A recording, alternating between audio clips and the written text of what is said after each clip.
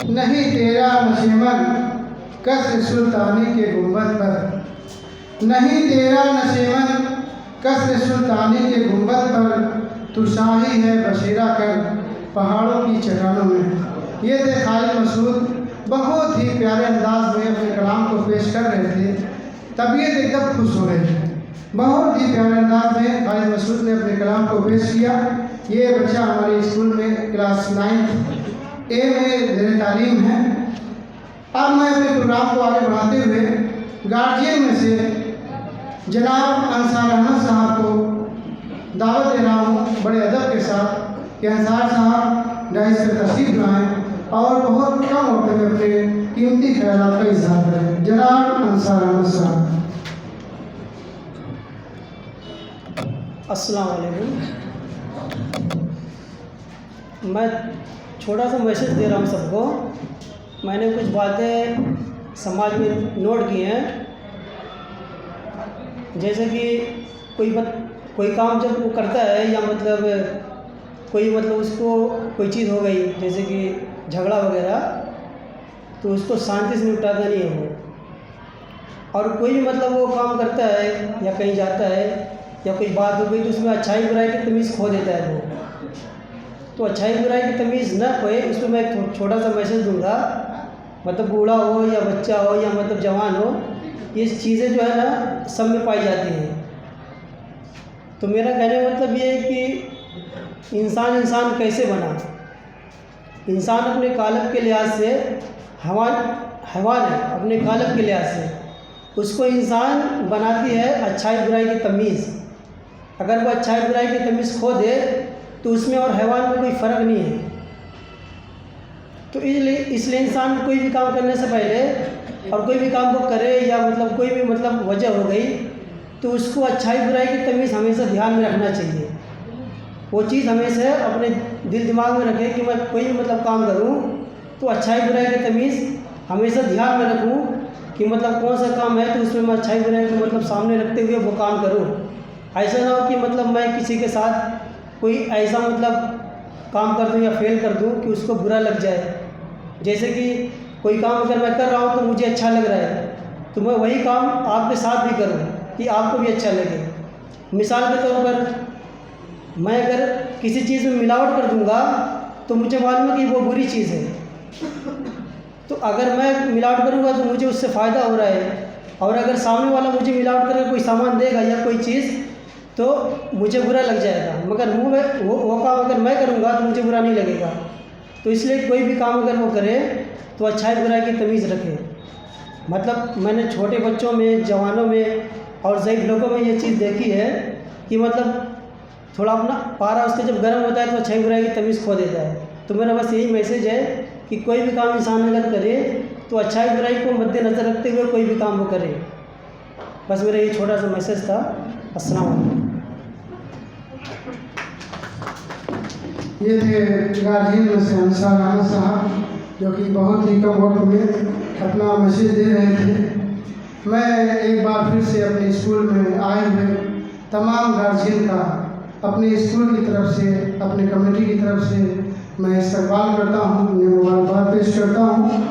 मैं आज अपने स्कूल के एक सीनियर टीचर जनाब यासीन ज़फ़र साहब को बड़े अदब के साथ दावत दे रहा हूँ। यासीन ज़फ़र साहब डाइस से तशरीफ़ लाएँ और अपने ख्यालात का इज़हार करें।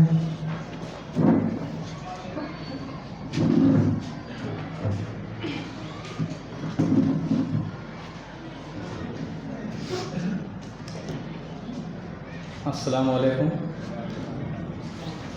सबसे पहले मैं भी शुक्रिया अदा करना चाहता हूँ स्कूल के इंतज़ामिया का कि उन्होंने पेरेंट्स और टीचर्स की मीटिंग जो बुलाई है, ये एक बहुत अच्छी चीज़ है।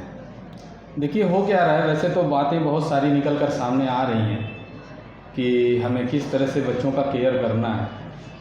मैं भी यहाँ सन 2004 से 2014 तक मैं 10 साल यहाँ पे मैंने अपनी सेवा दी है। उसके बाद अल्लाह करम से मेरा अपॉइंटमेंट गवर्नमेंट टीचर्स के लिए हो गया।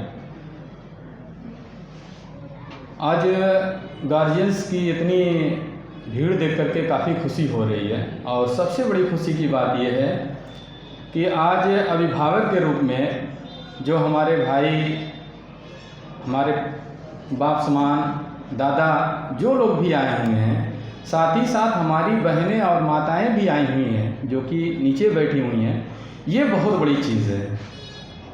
इससे ये पता लग रहा है कि कहीं ना कहीं अब हम जागरूक हो रहे हैं। जागरूक होना हमारा और भी ज़रूरी हो गया है, क्योंकि जो हालात इस समय हैं, आप देख रहे हैं कि जो हालात चल रहे हैं उसमें हम काफ़ी पीछे हैं। और हम क्यों पीछे हैं, अगर आप कभी इस पर नज़र डालिएगा तो एक ही चीज़ सामने आएगी कि हमने एजुकेशन को जो है वैल्यू नहीं दी। ठीक है, जो काम हो रहा था उसको करते गए, उसमें सबको लगाते गए, और जब एक बार उस काम के ऊपर थोड़ी सी आफत आई, कुछ मुसीबत आई, तब हमको समझ में आ गया कि हमें हर क्षेत्र में जाना चाहिए था, हर लाइन में जाना चाहिए था। देखिए, माँ बाप हम हो गए सिर्फ इसलिए कि माँ बाप बन गए, चलिए हम बच्चों का पालन पोषण कर देंगे, उनको खाने पीने की चीज़ें दे देंगे, इतने से जो है हमारी जिम्मेदारी पूरी नहीं होने वाली है। हमें उनके हर चीज़ का ध्यान देना है। आज सुख सुविधाओं का दौर है, अंबाल लगा हुआ है सुख सुविधाओं का, इसमें हम उसी के पीछे भागते जा रहे हैं। और एक चीज़ मैंने नोटिस किया जो है, इस समय तो मेरी अपॉइंटमेंट यहीं भगवानपुर एक गांव है, वहीं पे है। छोटे बच्चे हैं, प्राइमरी स्तर के बच्चे हैं, मगर उनसे अक्सर बातें होती रहती हैं कि बेटा पढ़ाई के लिए आप लोग क्या करते हो। तो मैं थोड़ा सा आपको फ़र्क समझा रहा हूँ कि हमारे कस्बे में और थोड़ा सा हट करके जब आप बाहर जाएंगे कितना डिफरेंस है। मैंने बच्चों से पूछा कि बेटा कितने बजे उठते हो। आप यकीन नहीं, ये मैं कोई कहानी नहीं बता रहा हूँ, ये हकीकत में बता रहा हूँ। अधिकांशतः बच्चे, ज़्यादातर बच्चे जो है कहते हैं कि सर हमारे बाबा जो है हमको 4 बजे तक उठा देते हैं। क्या करते हो बेटा 4 बजे उठ करके? सर थोड़ा सा घूमने जाते हैं, टहल करके आते हैं, मुंह धुलते हैं, उसके बाद सर हम लोग पढ़ने बैठ जाते हैं। ज़रा सोचिए हम कहाँ हैं? कितने लोग के घरों पे बच्चे 4 बजे उठते हैं या 5 ही बजे उठते हैं? नहीं, शायद इतने ही पहले उठते होंगे कि जल्दी जल्दी ब्रश किए, नहाए धुले, टाइम कम पड़ रही है, कभी नाश्ता किए, कभी नहीं किए, स्कूल चले आए। ये बिल्कुल हकीकत है। ये मैं ये बात इसलिए कह रहा हूँ कि हम अपनी जिम्मेदारी का एहसास करें। आप समझिए कि हमारी मोबाइल या हमारा पर्स अगर 10 मिनट के लिए खो जाए या कहीं हमारे पास न हो तो हम परेशान हो जाते हैं कि क्या होगा। आप अपने बच्चों को जो है पूरा दिन भर वैसे ही छोड़ दे रहे हैं, उनका क्या होगा? उनकी तरबियत कैसे होगी? आप बच्चों के लिए सब कुछ हैं। बच्चे का जो पहले ही पाठशाला होती है वो माँ बाप की गोद होती है। बच्चा सब कुछ पहले आपसे सीखता है।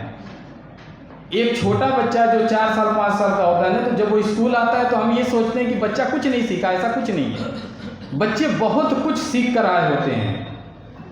आप 3 साल के बच्चों के सामने देखिए, जिस लैंग्वेज में आप बात करेंगे बच्चा भी उसी लैंग्वेज में बात करेगा।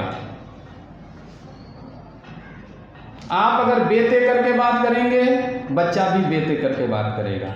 घर में अगर गाली का माहौल होगा, बहुत सारे अभी कमियां हमारे अंदर हैं।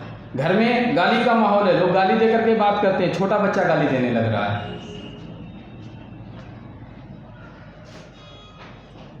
तो बच्चों का आप ध्यान दीजिए, उसके साथ ऐसे पेश आइए कि वे आपका एक दोस्त हो। जैसे हम अपनी कोई भी बात अपने दोस्तों को बिना बेझिझक, कोई भी झिझक नहीं होती, हम सारी बात कर लेते हैं। हमारे बच्चे क्यों नहीं हमसे हमारी बात कह पाते हैं? कभी इस पे गौर कीजिए। क्यों? थोड़ी सी बात होती है तो किसी और से कहलवाते हैं, क्योंकि हम उनको अपने करीब नहीं रखते हैं। हम हमेशा उनको